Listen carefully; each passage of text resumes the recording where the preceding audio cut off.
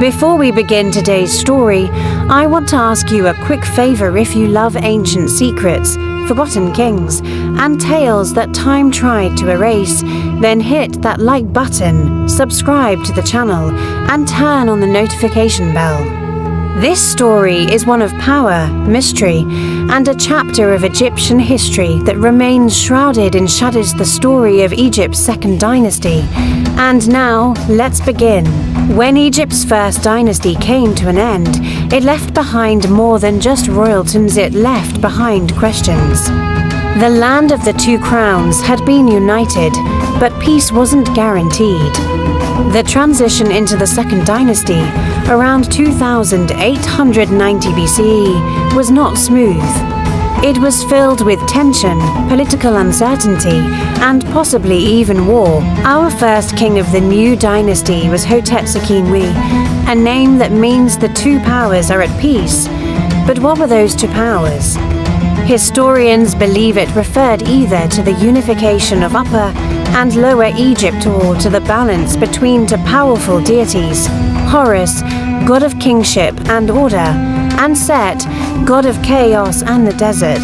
Either way, the very name suggests that something had been broken and needed repair.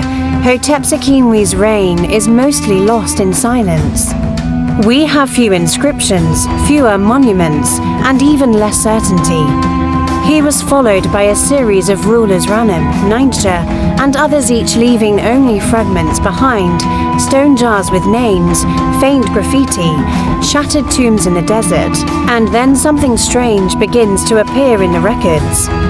Something no historian can fully explain.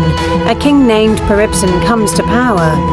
But instead of using the traditional falcon symbol of Horus to represent his name, Peribsen does something shocking. He replaces Horus with the symbol of Set, the god of violence and storms. For the first time in Egyptian history, a pharaoh breaks away from Horus and aligns himself with Set. Why? Was this a political statement, a religious shift, or a result of civil war?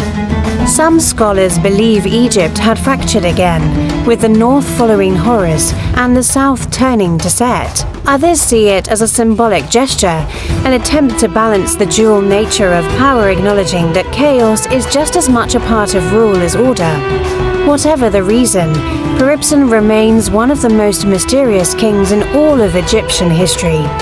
His tomb at Abydos shows careful construction, deep symbolism, and reverence, but also marks a turning point in tradition. Then came Khasekhemwy, perhaps the most powerful and significant ruler of the Second Dynasty. His name, literally, means the two powers appear, and unlike Peribsen, he embraced both Horus and Set.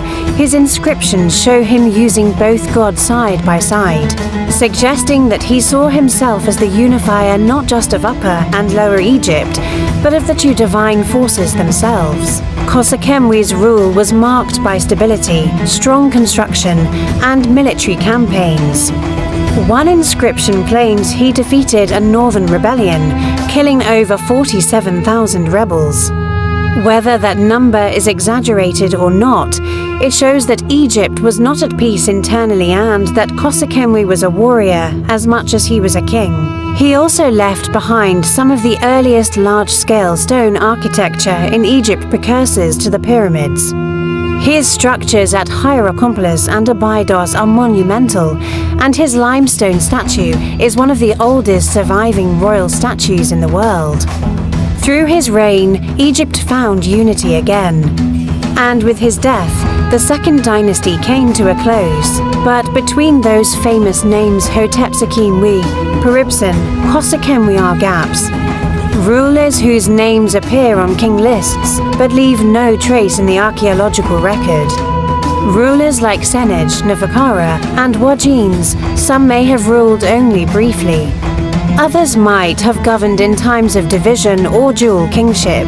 There's even evidence that Ningja may have split Egypt between his sons, fearing the country had grown too difficult to manage as a single kingdom.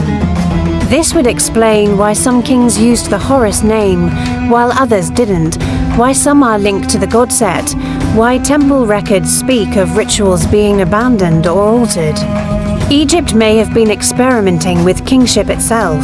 The Palermo stone, one of the oldest king lists ever discovered, holds some of these names, but the stone is broken. Entire sections of history are missing, and we may never know what lies beneath those cracks. But the stone hints at cattle counts, religious festivals, offerings to the gods, all signs of life continuing even during turmoil. And this is what makes the Second Dynasty so fascinating. It wasn't just a bridge between Egypt's foundation and its golden age. It was a crucible, a time of testing, of change, of conflict and creation.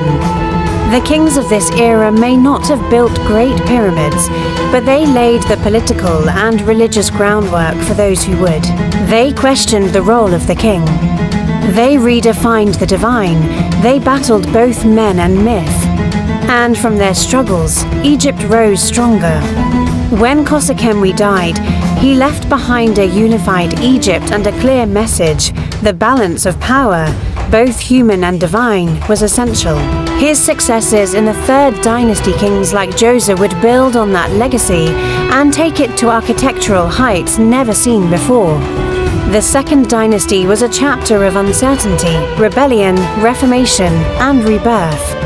It's a reminder that history isn't always written by the winners, but sometimes by survivors who rebuilt from the ashes. If you enjoyed this deep dive into a lesser-known dynasty of ancient Egypt, hit that like button and let the algorithm know that history matters. Subscribe to the channel for more stories like this, uncovered, unscripted, and unforgettable. And drop a comment below which Second Dynasty king intrigues you most. Was it the rebel Peribsen, the unifier Khasekhemwy? Or perhaps a lost name from a broken stone? Thanks for watching, and remember, the sands of time always hide more than they reveal. But together, we can uncover them one dynasty at a time.